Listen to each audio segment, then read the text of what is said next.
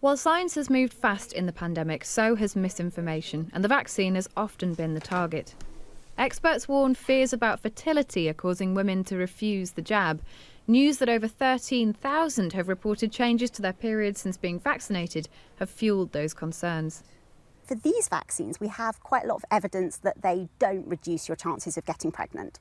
So in the clinical trials, people were asked not to become pregnant, but nonetheless, 65 people became pregnant by accident. And they became pregnant equally in the vaccinated and the unvaccinated group, which tells us that the vaccine isn't reducing people's chances of getting pregnant. What would you say to a woman, maybe thinking about having a family, wants to get pregnant, hasn't had the vaccine yet, and is really worried about hearing these reports about people's periods changing, worried about fertility?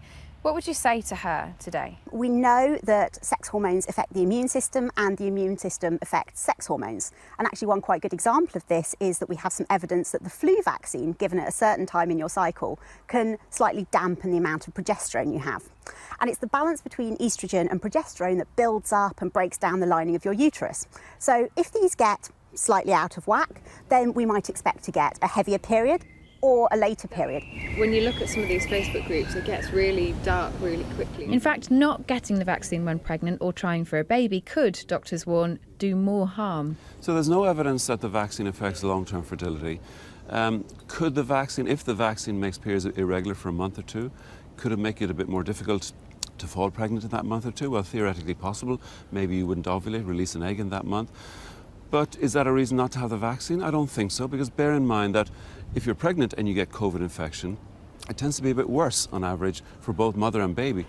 Anything that stops people from coming forward to vaccination centres like this one to get their jab is a problem for all of us, because the government is relying on high levels of immunity across the country to move away from restrictions and into normal life again. And to do that, they need to get people to feel happy and safe to come forward to get their jab.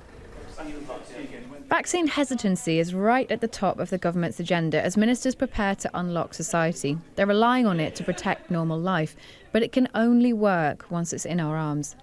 Kate McCann, Sky News.